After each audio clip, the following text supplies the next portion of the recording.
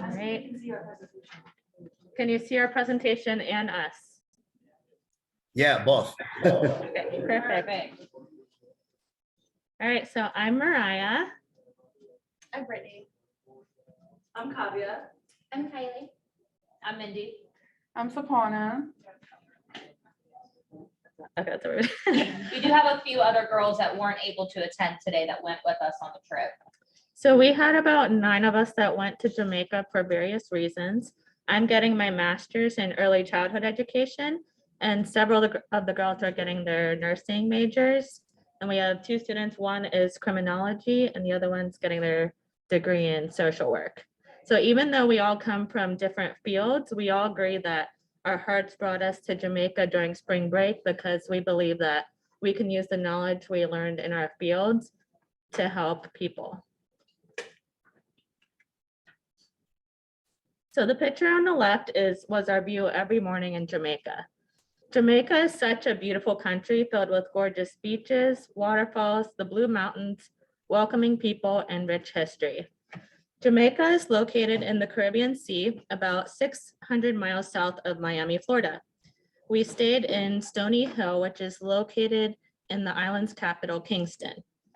Even though Jamaica's official language is English, the majority of people speak the English-based Creole called patois, or Jamaican patois.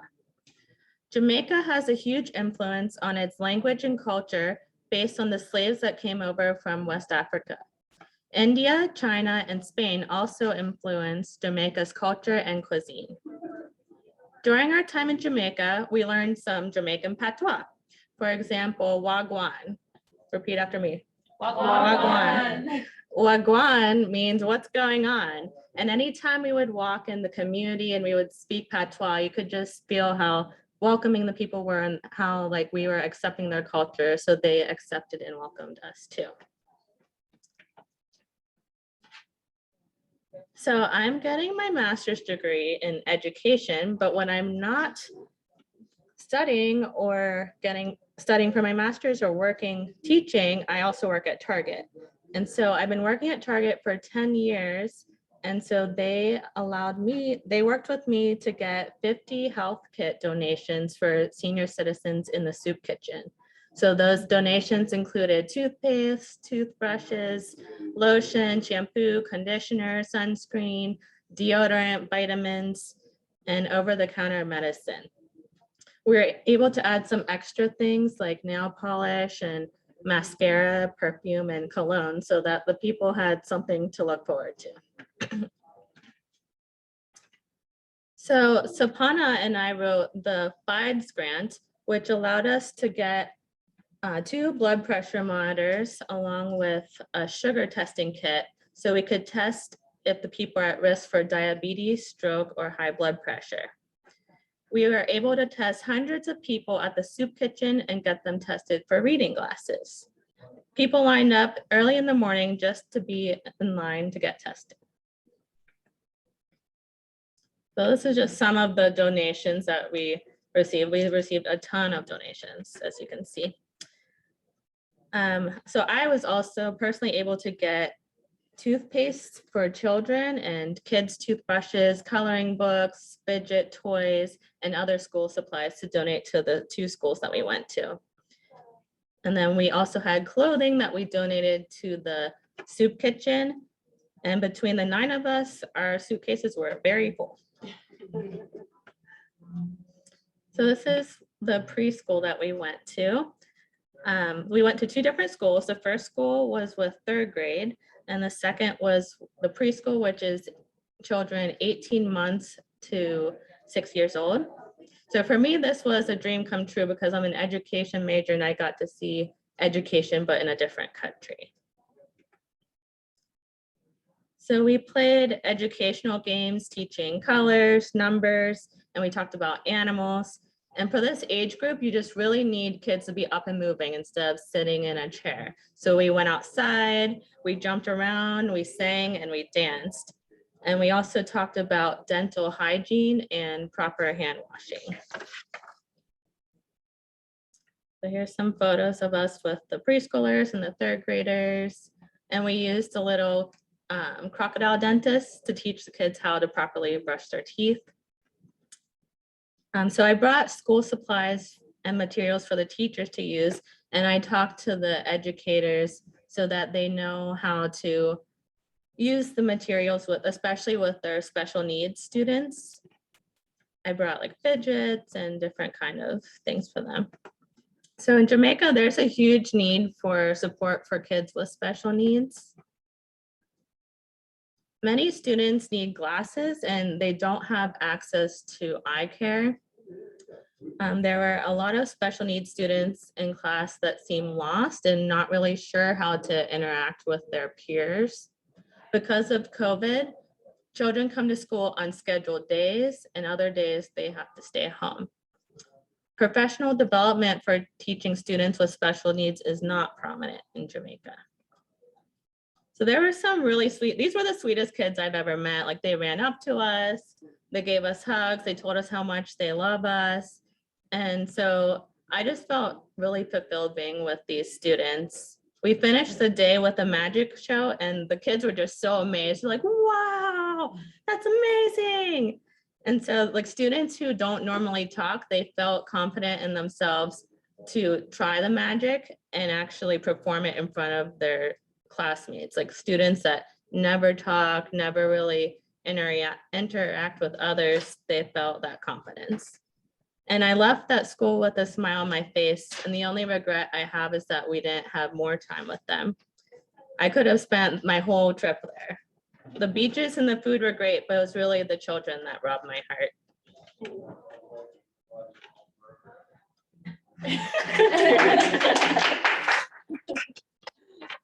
Hi, my name is Saquana, and I will be talking about substance abuse in Jamaica. So one of the things that we visited was the rehab centers, and because most of the islands do not have rehab centers, a lot of people from the surrounding islands had to come to Jamaica to get treatment for it. So they had to travel back and forth. I think we met some people from Cuba, from all over. And some of the big problems in Jamaica was alcohol abuse, marijuana, cocaine or crack cocaine, and tobacco. They don't like to use injectables, so they don't do none of that. And alcohol is the most widely used drug in Jamaica. Approximately like 40% of the population used to use it, or 4 in 10 people report that they misuse it. And there are a lot of programs that they use, the government uses to help with prevention or interventions. So the National Council of Drug Abuse in Jamaica conducted a national secondary school survey in 2013, where it was reported that the age of first use for alcohol, cigarettes, and marijuana were around 12 years old, which is very young. And the children reported that many of the people around them were using it, so they started using it, or it was very readily readily available. So that's how they got a hold of it. And some programs that the government installs are programs such as child diversion programming, Operation Lighthouse, Talk the Truth mentorship program, and the Good Ganja Sense.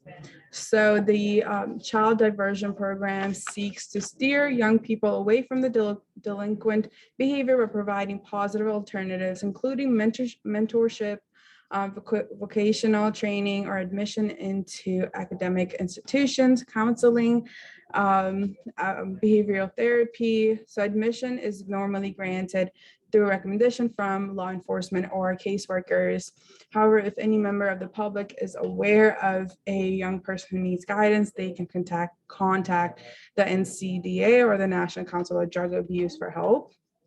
And next up, we have Operation Lighthouse, whose initiative is a holistic approach to substance abuse prevention by supporting families of at-risk youths. The NCDA deploys trained youth facilitators into communities to select families where guidance on parenting, goal setting, stress management, and proper communication is offered.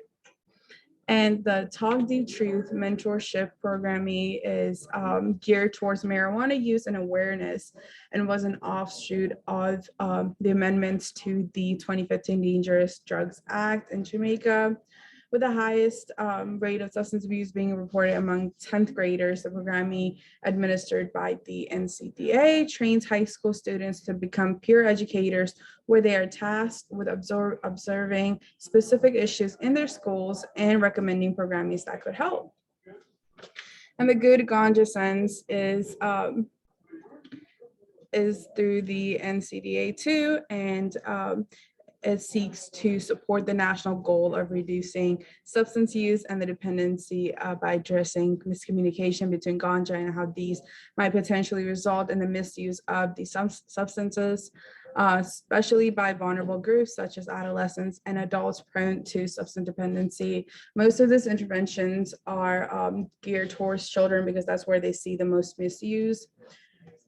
And next up, when we went there, these are some pictures that we took from the rehabilitation centers, and they use techniques such as exercise, positive journaling, relaxation with nature, even pet therapy. So it was really nice seeing everything, and yeah.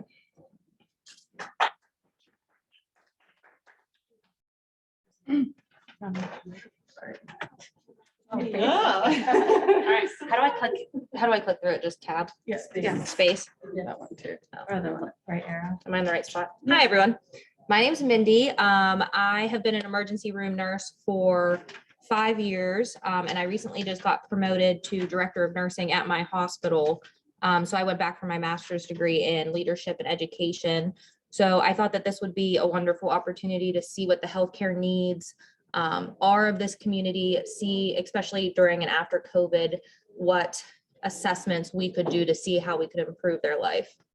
So this is a picture of us at the church, which was also the soup kitchen. We split into different groups, did blood pressures, glucose checks, patient education, and the other girls helped with providing food. So this is a big picture of all of us together. It was actually eye-opening how many needs were in this community. We've had people coming in with lines for their sugar and their blood pressure, and so many of them were not able to afford or get healthcare. So their blood pressures were dangerously high. They had many uncontrolled diabetics that couldn't even afford to go to the doctor to get medication. I know we had multiple blood pressures with when we were like, honestly, you should be in the ER right now with how bad it is. But while we were driving around the community, we learned that their healthcare clinics only have limited hours and limited number of people to go in. So it's like a first come, first serve, and they wrap around the building and down the street just to try to get into healthcare if they can even afford to go there. So at the church, we all did this together. We thought of things to bring. We thought we were very thorough, but we didn't realize things that we take advantage of here in our community that they don't even have. For example, gloves. In our hospitals around here, it's almost unheard of for you to do anything touching a patient without gloves. But in that community, the needs are so great and they have so little that even us doing a thorough assessment didn't realize to take something like gloves. We had alcohol swabs and stuff like that, but it just shows you how much they need in their communities. We did do the blood pressure checks, the sugar checks, did do the patient teaching. And then like Mariah said, we did have different donations like eyeglasses, toothbrush, other things that are hygiene and healthcare related as well. Another one of my favorite parts of the trip was our home health visits throughout the community. So when we think, as a nurse right now, if I think of a home health visit, the most dangerous thing that could happen to me is I trip over, a box that they might have in the hallway. People say deplorable conditions, and then we, follow through with how to help those patients in our community as needed. But these home health visits were life-changing. We walked about 10 to 15 miles through the jungle.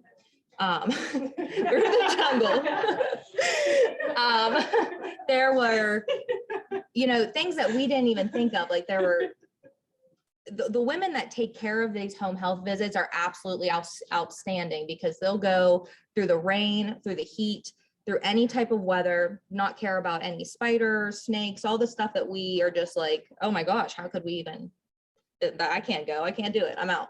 But they were just outstanding on how regular they go to these communities and go into these houses. For example, there's the woman getting her blood pressure checked. She said that she has high blood pressure, but she wasn't on her medicine for, I think, 5 years. And she also had a dangerously high pressure.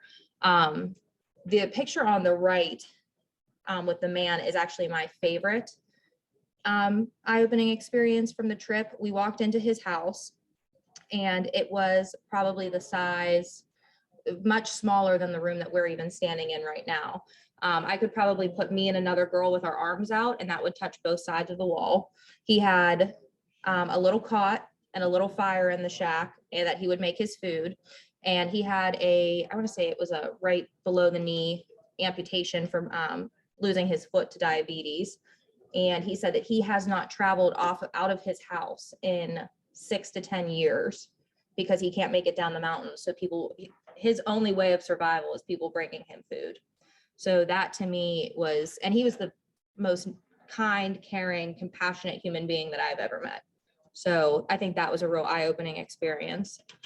These are just more pictures from the actual home health visits and our journeys. These little paths at the bottom, you can see our guides were helping us not slip down in the rain. We did fall a few times, but that's okay. We kept going. And then you can see the little shacks and the buildings that were also involved in some of the scenery and the little dirt paths that we had to take.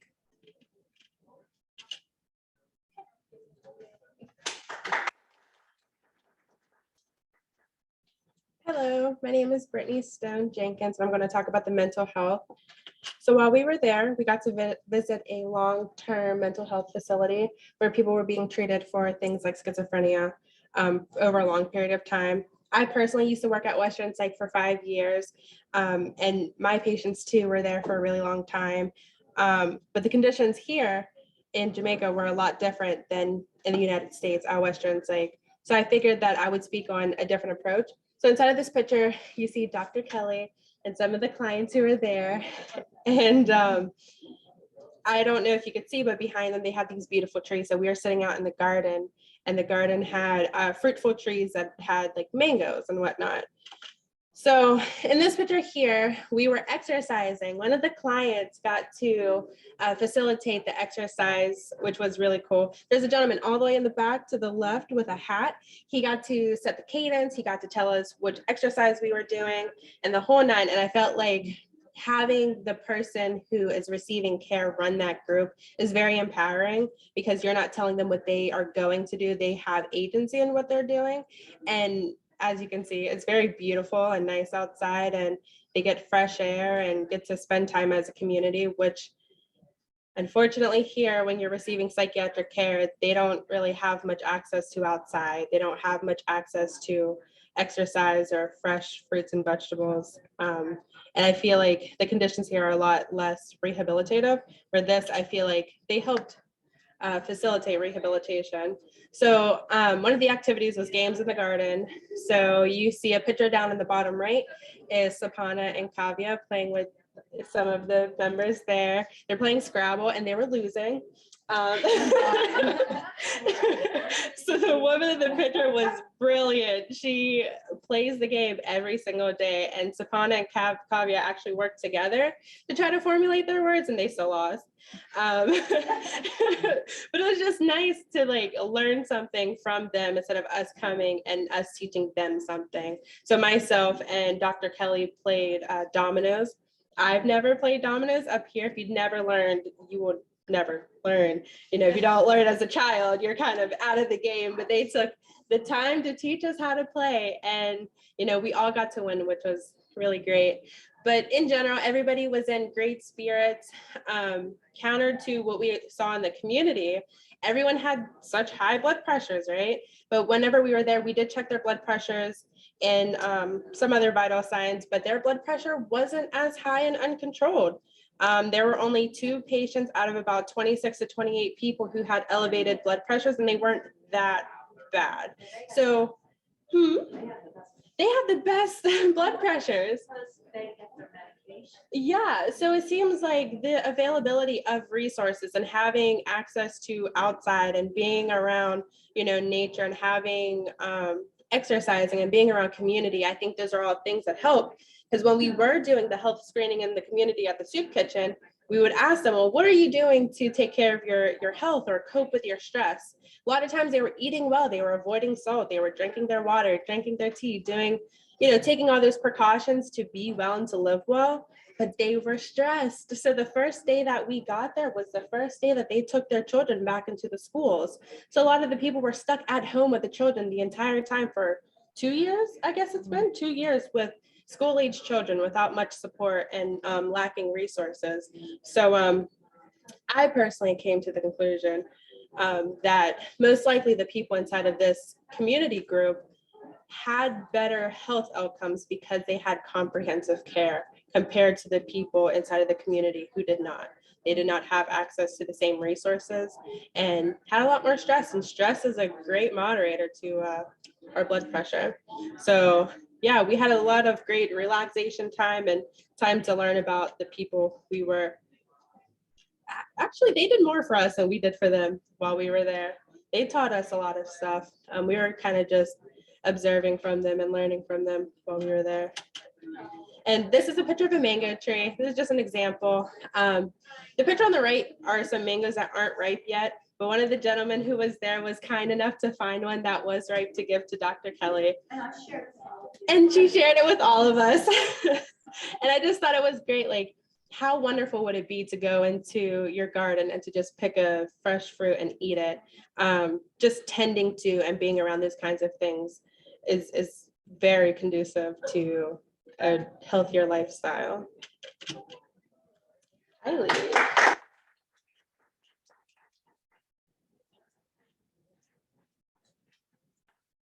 So as the only social work student on the trip, I think I had an outlook on this trip that was slightly different. As a social work student, my education really focuses on mental health education and really every other aspect that could impact an individual. We are a very holistic field, and we try to consider every perspective, every factor in an individual's life that might need aided to be the best version of themselves possible. As a social work student, I was not in the rehab centers, and I spent those days in the soup kitchen, which was really fun, and it was really humbling. And it was something that taught me a lot of teamwork that I hadn't previously understood goes into things in their day-to-day lives. In the top right corner, you can see a picture of us cutting a bunch of vegetables.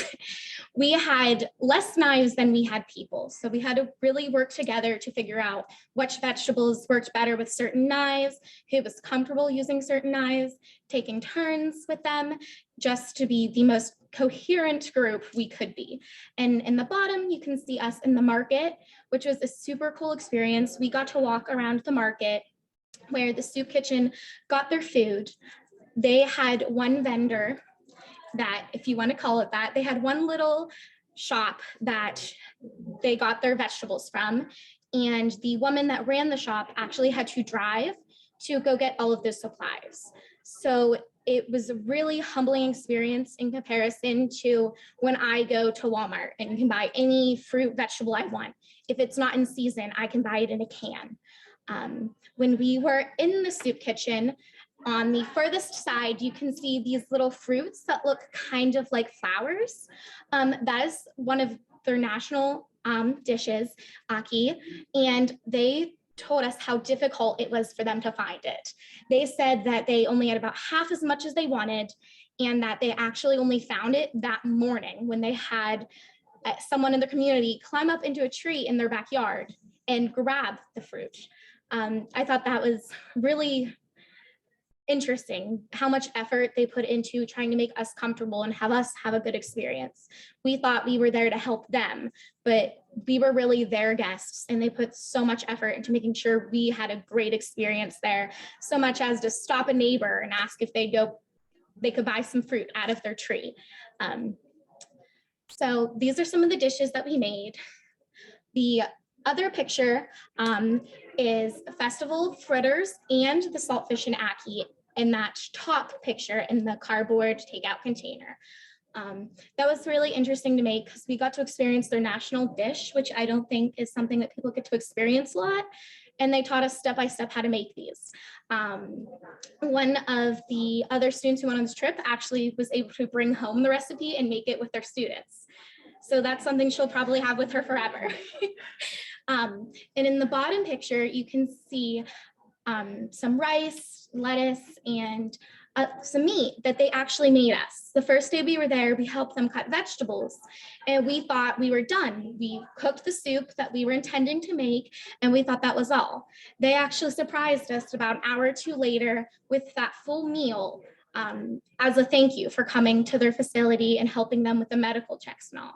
That was not handed out to the entire soup kitchen as we thought it would be, because we thought we were just only making the soup.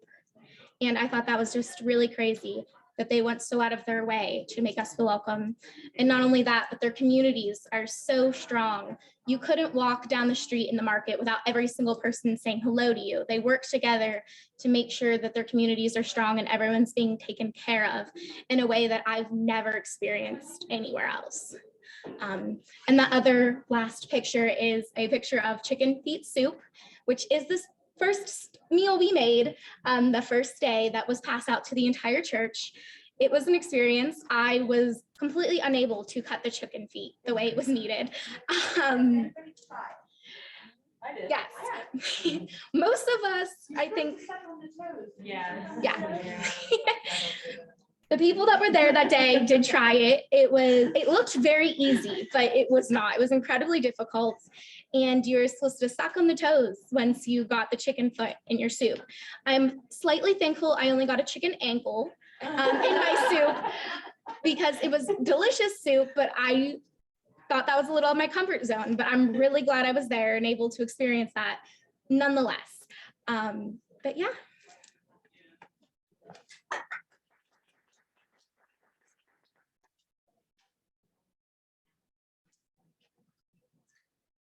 I suck the chicken toes for the record.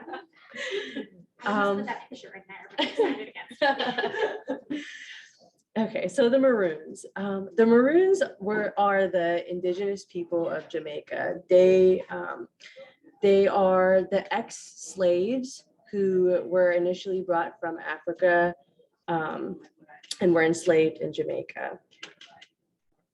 So when we went to the Maroons, there was a kind of multi-purpose area. When we walked in there, there was a class going on. So it was kind of like a school. There was a whole big field. There was a stage. There was a kitchen, an eating area. It was really very, very much like a community. And right adjacent to it was a museum that we explored to learn about the Maroons. And outside the building, they had these images of the story of how they were captured and brought from Africa and how they were enslaved. The pictures were very detailed, and it was definitely heart-wrenching to hear the story from the colonel of the Maroons. So while we were there, we learned about the origination of jerk. So here in America, we see jerk and we just think it's a seasoning, like, oh, we can go get some jerk chicken wings. And it tastes so good. But while we were there, we learned that jerk is actually a style of cooking. And it originated when the ex-slaves had gone into hiding in the mountains, and they had to find a way to catch their food and cook it without producing smoke, or else they would be caught. So in order to do this, they dug holes in the ground and put whatever meat they were cooking in the hole. And they would cover the meat with leaves of the herbs that they would use to season it.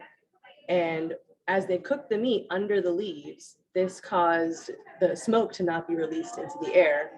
And the seasoning from the leaves would kind of drizzle down into the meat. So this was the origination of jerk seasoning and jerk style cooking. So I certainly think that whenever I go out and get jerk seasoning now, I'm gonna have a whole different appreciation for it. Who's made it since you've been home? Has anybody tried it? I've made it, yeah. I mean, with the shake. Yeah, no. Stuff on top. We had jerk chicken, we had jerk something else. My husband went overboard on the jerk spice, and he like jerked up this rice that was like killing us. Yeah, I got the hot and spicy kind, so I had to use it with caution. Oh, yeah, I did buy some for the market, I forgot. Yeah. So after we walked through the museum and the Colonel and her daughter taught us about the past of the Maroons, they were so kind as to make us lunch. And they served it to us in bowls that were actually made from carved out and dried out coconuts. They were like the pits of a coconut. And it was very resourceful, and the food tasted so amazing. Outside the museum, the teal building in that picture there, that was kind of like a shop that they had where they were selling jewelry made from beads and gems and stones that had a lot of spiritual and healing meanings behind them. So we were able to browse through that and buy some things. And they also had a river that flowed through a large part of Jamaica, actually. But it was very beautiful, and we actually caught them during their rainy season. So the water level was pretty high, and it was nice swimming in the river. So while we were there, we were able to watch the men and women show us some traditional dances that they do. They were absolutely gorgeous. And while they were dancing, one of the women, her body was inhabited by a spirit. And it was absolutely astonishing that we were there and we witnessed this. She kind of went through a whole different bunch of emotions. While she was dancing, she was happy, she was angry, and she was dancing very passionately. And all the other dancers started to dance around her and continued to do so. And the music escalated, and this was going on until the spirit left her body. And it was incredible to watch. So after that was over, we were able to hear from the Colonel about what had happened, and she kind of taught us about the spirit that had inhabited that woman's body.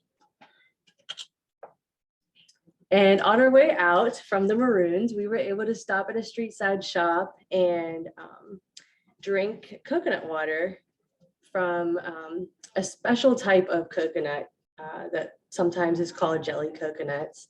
And what these men did was they took their machetes and chopped a little hole at the top of the coconut. We were able to drink the water, and then they would slice it open so we could eat the jelly outside from inside the coconut. It's an acquired taste, but I personally loved it. I loved it. So that was nice to experience that. And in conclusion, this trip was humbling, and it was absolutely necessary, I feel like, for us to broaden our horizons. And as a group, we really feel like this trip has only been a spark. And after seeing how in need the people of Jamaica are, we as a team are also inspired to further this experience and try and help more communities in our future. So, thank you. Okay. Does anybody have any questions? Yeah. Oh yeah, anyone have any questions? I think we have one watch, or three. We have three. Okay. Two. We have two in our audience. So let me go to our chat here. I did just Stop want to sharing. say one more thing because I thought about this after the fact. I started my part of the presentation by saying I'm a social work student and I was taught to look at this perspective a certain way. And I don't think I've completely finished that thought in the way that I wanted to.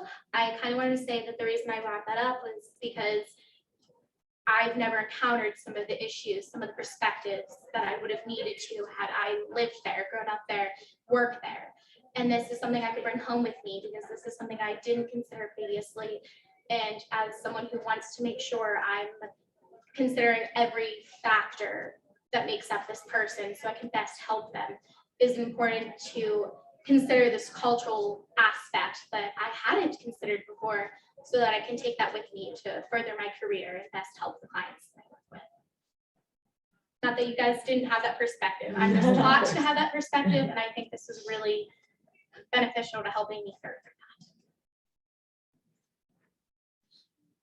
Yeah, I want to, when I become a nurse in 2 years, I want to do travel and I want to go do crisis nursing or something like that. So this was very important for me to see. This is very vital so that I know how other communities are, not just in our country, but in different countries.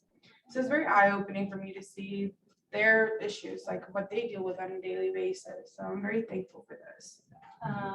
How many people would you say you encountered or served in this experience? We probably served over, so the community alone, where we were at the soup kitchen and the church, I want to say that the 3 or 4 days that we were there had to be over 100 people come. And then we were in multiple different schools. We were in multiple different other communities. So I feel like we were involved and encountered hundreds of people, all ages, all aspects, different parts, different communities. And they don't go by, they don't go by like race and stuff on the island. They go by class. So, you know, you're extremely poverty, you're mid-level, and we experienced all different classes as well. So I think that was also eye-opening. What other 2 more questions? I wanted to add on to that real quick. I also think that we, in a way, impacted people, even those that we did not help. Even people who did not stop by the clinic at the church would thank us as we went by because they knew someone who did go to the clinic and was helped by it. So the entire community was thankful for us for coming, while we were just thankful for the community for welcoming us so warmly. I think we were only supposed to go like do blood pressures and blood sugars like 2 days. Yes, and they wanted more. Right, but then everybody just kept coming. With all the government programs for substance abuse, is the use of drugs going up or down? So that question, when I was at the rehab clinic, we did talk to them about what their rates are on the island. And alcohol and marijuana is extremely high. They do have what they say is a mid-range case of cocaine and crack cocaine on the island. But it's also harder because there are no other rehab centers around. So those from like Cuba, Turks and Caicos, all those islands, they come to Jamaica. And sometimes that can be a good and bad thing, they said, because sometimes they'll fall out of rehab and then they'll just be on the island with their addiction and then therefore make the numbers rise. You know, like how really available those things are. Like you know, people passing by. They just, like you want some weed or something, they'll be like, yeah, they'll just hand it to you. Alcohol, like nobody's gonna be out here asking what age you are because it's all resort and stuff. What could you do beyond the home health visits for the people that needed more medical attention? So we actually had a few cases where, and me being a certified emergency nurse, that question is kind of loaded because in America, if I have a primary caregiver, a home health nurse, any medical person that is in the community send someone, they can just send them right to the emergency room. They do have hospitals there, but the hospital was in Kingston, which I think was an hour away from where we were. That small place. Yeah, so from where we were doing health visits, the only hospital was an hour away. So if they needed something, they would have to somehow get transportation to that hospital. And like I said, that one gentleman hasn't been out of his house in almost 10 years because of his amputation of his leg. So we were discussing, what do you do, if you come and someone's unresponsive on the floor or something tragic like that, when you go into a person's house, and they said, well, we pretty much do what we can do and go from there. So that's almost heart-wrenching because they don't even have an ambulance or someone you can't drive up those hills. You have to walk in these tiny paths through the village to even get to some of those huts. And I think too, without the church, without Latoya and her leadership of that church, those individuals would never receive Yeah. food or any kind of care. Yeah, Latoya was the main caregiver from the church community that went into the village and did the home health visit. So Latoya was the one that organized a lot of that in the community. So without her, a lot And I of don't those think people wouldn't have Latoya was gone. a trained nurse. I think she was a social worker, right? She's A nurse. No, she didn't know. She was an accountant. She was an accountant. She was an accountant. She has no medical background. She just brought food and everything. So for she's them. a volunteer for So the she's a church. volunteer for Yeah. the I think church. she quit her job for that. She too. quit her job to serve the community.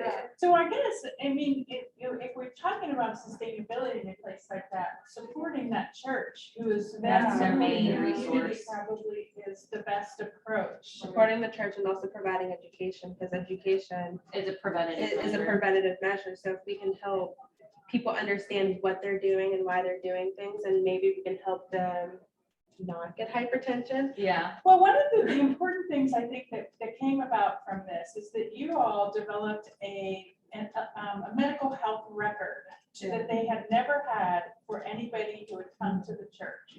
And that was a document that you filled out and you were able to keep data for them to use in the future. And because of the FIDUS grant, we were able to leave the blood pressure Yeah, we left the monitors blood and the pressure. glucose monitors there so that, like you said, Brittany, so that there's some kind of preventative Mhm. health education that goes beyond to help them. Right, like here we can go sit down in a Sam's Club and put our arm in a machine to get our blood Yeah. pressure So read. I think leaving the resources there was huge, and the education and the record and everything that we printed out and gave them. I think that helped a lot, but there's definitely a lot more that could be done. Yeah, yeah. Those were good questions. No more questions. No, Any that other was the last questions? question. Thank you so much. Appreciate that. Thank you.